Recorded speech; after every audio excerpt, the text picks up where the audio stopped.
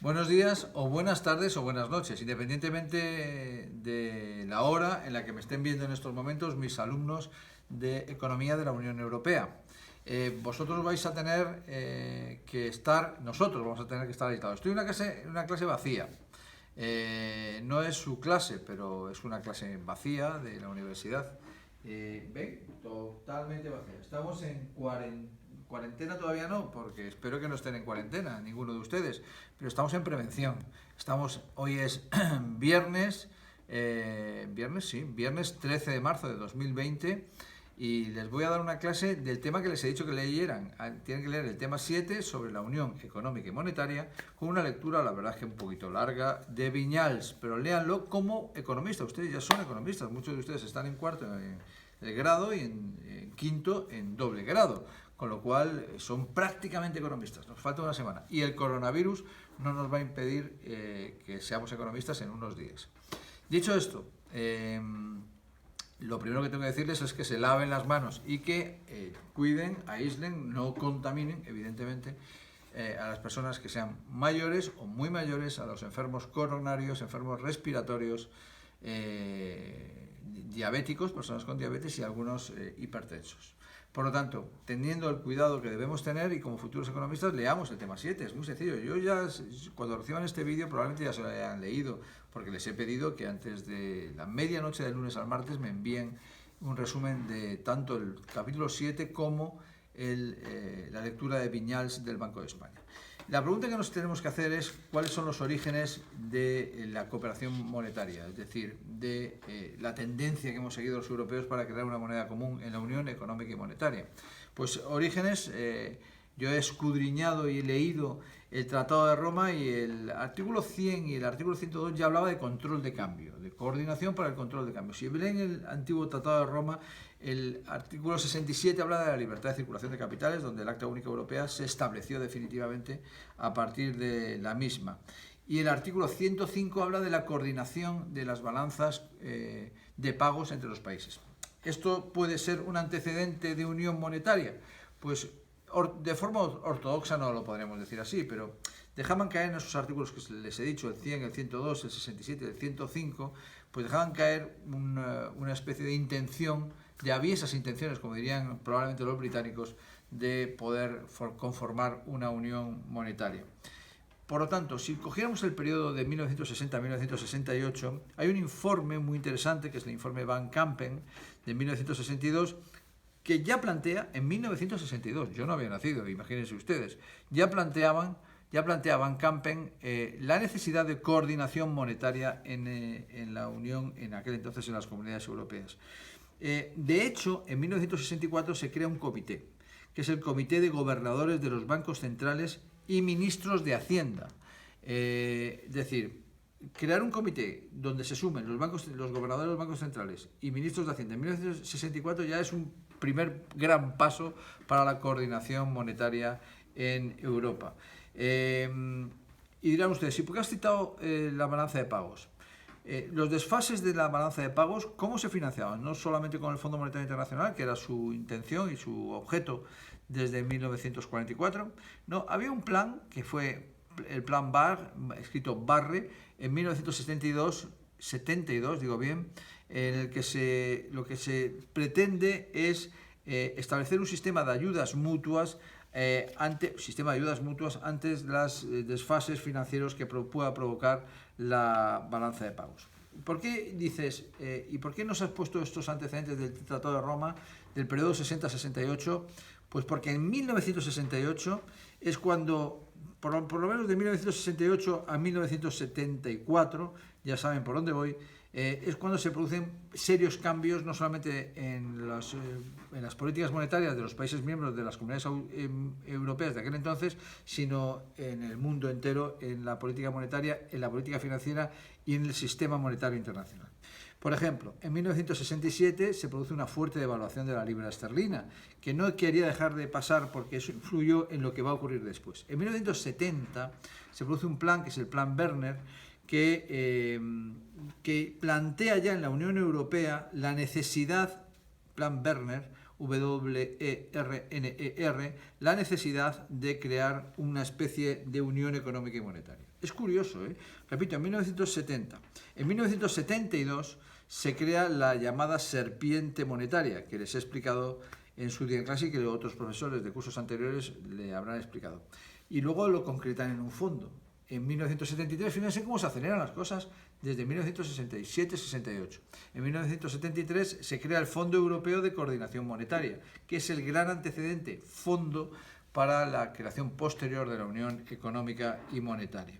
Evidentemente, la serpiente monetaria, que es aquellas bandas de fluctuación sobre las que tienen que pivotar las monedas para ir confluyendo posteriormente en la moneda común, en la moneda única, o por lo menos no depreciarse o devaluarse de forma competitiva que fuera lesivo para los intereses de los países terceros, pues lo que hace es que algunos lo consideran, se lo he dicho antes, con aviesas intenciones he dicho. Por eso la serpiente fue abandonada por Gran Bretaña, por Irlanda, la propia Francia en su momento e Italia. Aunque desde luego Italia y Francia después, posteriormente, se reintroducen en la serpiente monetaria europea, pero los que dejan clarito que no quieren formar parte son los británicos, como bien se ha visto posteriormente. En el periodo de 1974-78 es un periodo muy grave para el sistema monetario internacional. Es la crisis del petróleo, los desequilibrios en la balanza de pagos. Por lo tanto, estamos hablando de un momento en el que no hay avances en la unión monetaria. Si se dan cuenta, con los antecedentes que les he ido poniendo, se van produciendo avances en la unión monetaria sin que se hable de unión monetaria, sino simple coordinación. Esto lo entendían muy bien los británicos con el discurso que le puse en clase, recordarán, de Margaret Thatcher. Recuerdan a Margaret Thatcher en la Cámara de los Comunes diciendo no, no, no. Un discurso posterior. Margaret Thatcher todavía en el 74 no era primera ministra del Reino Unido. En 1979, incluso antes de 1979, el 5 de diciembre de 1978 es cuando se produce un Consejo Europeo, y no recuerdo bien en dónde fue, pero sí recuerdo que fue el 5 de diciembre del 78, donde se propone la creación del Sistema Monetario Europeo. Fíjense qué antecedentes más densos. Y lo que ya plantean es que tiene que haber una convergencia en precios, es decir, en inflación, porque es el principal factor para una política monetaria común. Es decir, si no hay una convergencia en inflación, no puede haber una convergencia en política monetaria. Fíjense lo que he dicho, si no hay una convergencia en inflación, no puede haber una convergencia en política monetaria, lo cual significa que nos hemos equivocado con la creación de la Unión Económica y Monetaria de forma precipitada. Ese es el debate que trae Viñals en la lectura que yo les he puesto. Las rigideces, en términos generales, de cada uno de los países y de cada una de las monedas, impidió que pudiéramos seguir avanzando mucho más, ¿no? Pero eso sí, del sistema monetario europeo, de la creación del sistema monetario europeo, pasamos directamente a la unión monetaria, es decir, a la creación del ECU. ¿Se acuerdan del ECU? ECU. Del ECU todas las monedas tenían una paridad con respecto a una moneda pivote, a un tipo pivote, que era el ECU. Entonces, cada moneda tenía una paridad fija con respecto al ECU y con respecto, por lo tanto, a otras monedas tipos pivotes en relaciones bilaterales. Espero que me entiendan. El ECU tenía una paridad con respecto al resto de monedas y luego eso obligaba a que el resto de monedas, evidentemente, tuvieran una paridad absoluta con respecto a las otras monedas. ¿Se permitía, he dicho con rigideces, he dicho fijo? Bueno, en realidad se permitían fluctuaciones. En concreto, se permitió la fluctuación del más menos 2,25% en las fluctuaciones con respecto al ECU y con respecto al resto de monedas. Es verdad que en 1994 se congeló el ECU y eso lo vivimos algunos de forma intensa y hubo que provocar serios reajustes. A partir del Tratado de Maastricht de 1992, la lira esterlina se salió del sistema monetario europeo, los problemas de la peseta recolocándose en el sistema monetario europeo o los problemas de la libra esterlina, que no tenía ya nada que ver con el sistema monetario europeo, con una ola especulativa muy fuerte, hizo que se replanteara el sistema monetario europeo tal como lo concebimos en estos momentos.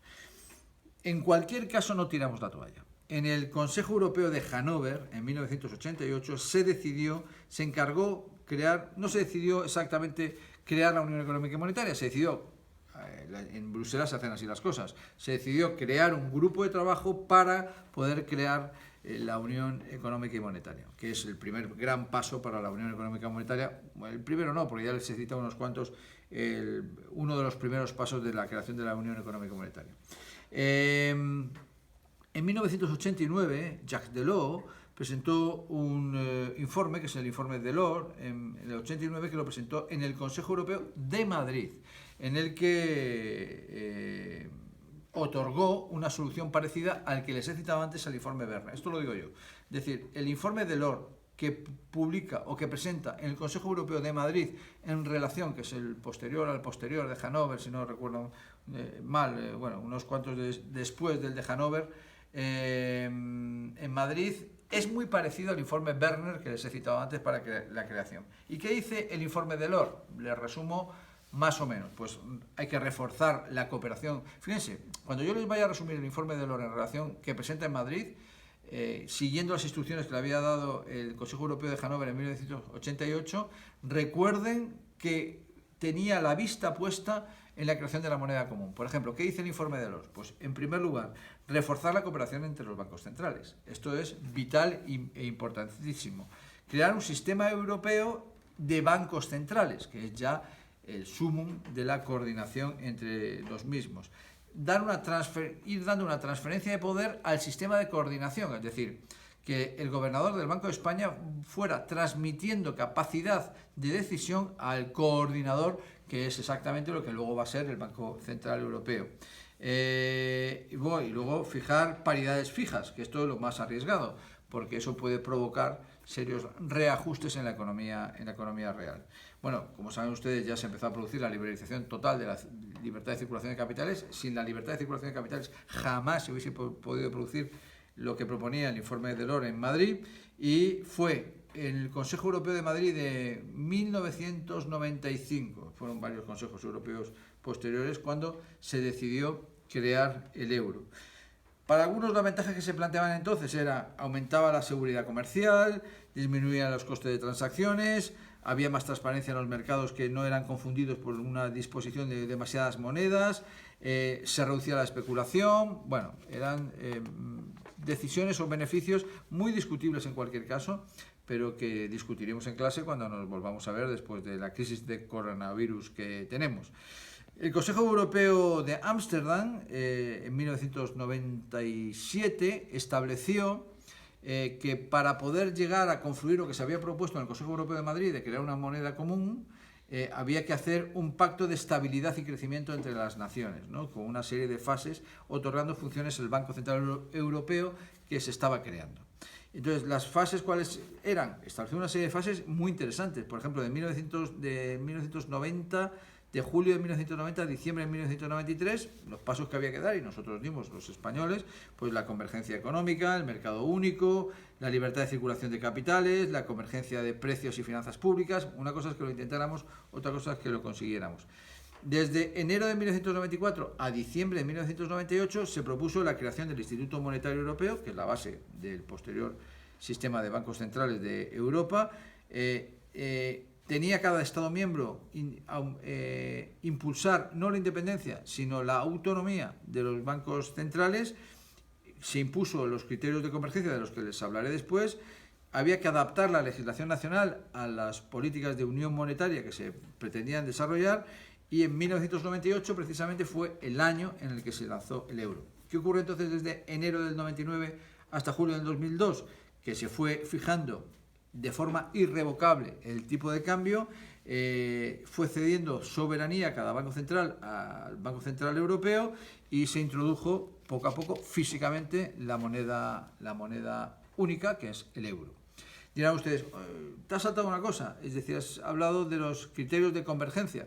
En aquel entonces los criterios de convergencia era que teníamos que converger en precios, como se decía anteriormente, y he citado varios informes anteriores en relación a eso, para lo cual obligaba a converger en déficit público, en deuda pública, por supuesto en tipos de interés y, como he dicho antes, en estabilidad monetaria e inflación.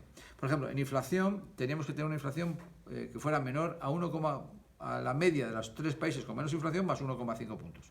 Esto ya ha pasado, es del Pleistoceno, ha pasado a la historia. Pero aún así, en estos momentos, la inflación de los países miembros tendría que ser la media de los 3 países con menos inflación más 1,5, que sería el margen que deberíamos tener, o como mucho. Los tipos de interés tendrían que ser 2 puntos por debajo, para contarlo bien. Sería los tipos de interés de los bancos centrales de los países con menos tipos de interés más 2 puntos. Bien, esto lo podíamos cumplir perfectamente. El déficit público tendría que ser un máximo del 3% del PIB. La deuda pública no podía ser superior al 60% del PIB. Italia se salía, tenía un 120% de PIB. Por cierto, les recuerdo que en estos momentos España tiene un 100% de deuda pública sobre PIB y eso nos imposibilita hacer una política financiera propia en relación al problemas de liquidez que puedan ocurrir en el futuro, especialmente a raíz de la crisis del coronavirus. Y el tipo de cambio tendrían que estar al menos durante 2 años en el sistema monetario europeo y por lo tanto sería el quinto gran criterio, porque se habla muchas veces de 4 criterios, pero falta el quinto, que es que durante 2 años su moneda, la moneda del país que se quiera adherir al euro, tenía que estar dentro del sistema monetario europeo. Parece lo más lógico del mundo. Hay un problema que vivimos intensamente en aquel entonces, que fue la convergencia legal. Se tuvo que hacer grandes cambios en la legislación para lograr convergencia legal.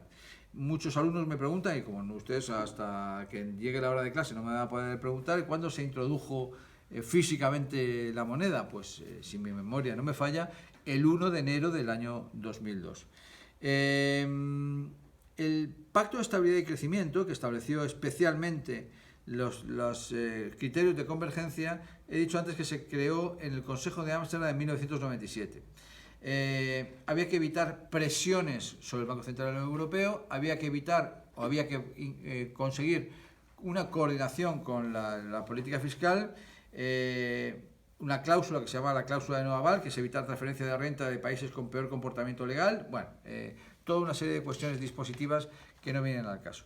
Se estableció además el mecanismo de tipos de cambio y las monedas que no se integran en el euro, es decir, no solamente se tenía el problema de que podía suscitarse en relación a las rigideces de estructuras económicas distintas, estructuras financieras distintas y políticas monetarias distintas y bancos centrales distintos en una sola moneda, pues eso generaba distorsiones de las que tenemos que debatir intensamente y de las que habla el profesor Viñals en el artículo que les he remitido para leer. En febrero de 1998, digamos que 14 de 15 estados cumplían los criterios que les he dicho. Solo Grecia, repito, hablo de memoria, Grecia no lo cumplía. Dirán, ¿el Reino Unido tampoco? Bueno, el Reino Unido no lo cumplía porque no formaba parte del sistema monetario europeo, es decir, no quería cumplirlo en cualquier caso. Y por otra parte Suecia tenía, y hablo también de memoria, problemas en relación a la autonomía o independencia del Banco Central. Por eso a Suecia le ocurrió lo que ocurrió. En cualquier caso, 14 de los 15 Estados miembros cumplieron los criterios de convergencia, teóricamente, porque de esto habría mucho que hablar, en relación a la formación de la moneda única, el euro. La incorporación de Grecia, ya que lo he citado, voy a terminar de citarlo, se hizo a través de un informe de convergencia en 1998. La Comisión consideró en 1998 que Grecia no cumplía los criterios de convergencia y por lo tanto no aceptó a Grecia.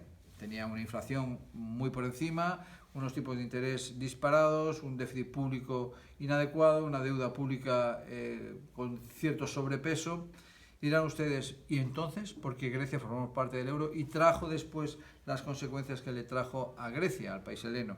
Pues porque en el año 2001 de la Unión Europea decidió aceptar, la Unión Económica y Monetaria decidió aceptar a Grecia y que eliminara el dracma griego y pudiera aceptar el euro. En junio del año 2004 se incorporaron países como Lituania, Letonia, Estonia, en la coordinación con respecto al euro, es decir, que cada uno de los países se coordinara con respecto al euro.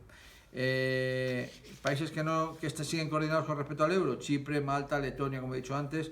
Y países que no se incorporaron al euro, pues también lo he dicho, los que no se incorporaron al euro fueron el Reino Unido, Dinamarca y Suecia. En este caso lo tienen ustedes en el libro muy bien explicado. El nacimiento físico en España: se creó una ley paraguas en 1998, aprobada por el Consejo de Ministros, y en España se aprobó un euro que nace con un valor de 166,386 pesetas. Creo que tengo que mirarlo. Me alegra mucho que se me hubiera olvidado. En algún sitio tengo anotado que son 166, si no recuerdo mal, 386 pesetas. Dirán, ¿pero se eliminaron las pesetas de repente? No. Hubo un periodo de coexistencia desde el 1 de enero del año 2002 al 28 de febrero del año 2002. Creo que fueron 2 meses de coexistencia. Hay otros países que tienen mucha relación con respecto al euro, Andorra, Guadalupe, Mónaco, las excolonias que también utilizan el euro. Las futuras adhesiones que vinieron después tienen los problemas que tienen y que debatiremos en clase, y el euro y los mercados, pues lo que ustedes consideren. Si cuando lean el libro verán que el libro lo resume mucho más. Yo he querido darles una clase más profusa porque van a tener más tiempo de verme en internet, en este caso en YouTube, y por lo tanto lo pueden entender perfectamente. Espero que esos antecedentes y esas explicaciones les hayan interesado, porque más les tiene que interesar saber cuáles son las repercusiones económicas del euro. ¿Se acuerdan que hizo un artículo Keynes que eran las consecuencias económicas de Winston Churchill? En el Evening Standard publicó 3 artículos que se resumen en un pequeño obrita que se llama Las consecuencias económicas de Winston Churchill, que era el ministro de Hacienda británico, el Exchequer, antes de ser primer ministro, en los años 20. No confundir con el libro de Keynes, magna obra, que se llama Las consecuencias económicas de la paz. Mi pregunta es, ¿cuáles son las consecuencias económicas de la creación del euro? ¿Por qué hemos creado el euro? ¿Y cuál ha sido bueno o malo crear el euro? Los británicos están tan orgullosos tras el Brexit de la creación, del mantenimiento de la libra esterlina. Recuerden la frase reducida de Margaret Thatcher espetándole al líder laborista cuando en la Cámara de los Comunes, el vídeo que les puse, cuando dijo: nosotros no queremos perder la soberanía de la libra esterlina, y les decimos a los que quieran que la libra esterlina pierda soberanía, no, no, no. Vuelvan a ver el vídeo del discurso político de Margaret Thatcher y entenderán una buena parte de la posición de los británicos. Y la pregunta que nos hacemos como economistas: la creación del euro en países tan distintos, con políticas monetarias anteriores distintas, con bancos centrales con comportamiento distinto y sobre todo con balanza de pagos distintos, han tenido esas rigideces algo que ver en la destrucción de una parte de la estructura económica de algunos países o en algunos desequilibrios de la coyuntura económica de estas naciones. Bien, dicho esto, de esta forma parece ser que no nos pegamos el coronavirus, pero es menos simpática. Me alegro que estén ahí detrás de la pantalla, que me vean a la hora que quieran, que entiendan que la política monetaria y la creación de la Unión Económica y Monetaria es muy interesante y que de esto hablaremos. Lean el tema 7 y la obra de Viñals, el artículo de 61 páginas, si no recuerdo mal, de Viñals en el Banco de España sobre las consecuencias económicas de la creación del euro. Cuídense, lávense mucho las manos, estamos a 13 de marzo del año 2020, lávense mucho las manos, cuiden mucho, no, sobre todo no se acerquen a ellos, a las personas mayores, no se acerquen a ellos para no contaminarles, a las personas mayores, a las personas con enfermedades coronarias, las personas con enfermedades pulmonares, a los diabéticos y a aquellas personas que tengan muy alta la tensión. Dicho esto, siéntame con ustedes, nos quedan muy pocos meses para ser lo que antes llamábamos licenciados en Ciencias Económicas, en su caso obtener el grado en Ciencias Económicas, unos en el grado de Economía y otros en el doble grado. Buenos días si me están viendo por la mañana, buenas tardes si me están viendo por la tarde y buenas noches si me están viendo por la noche.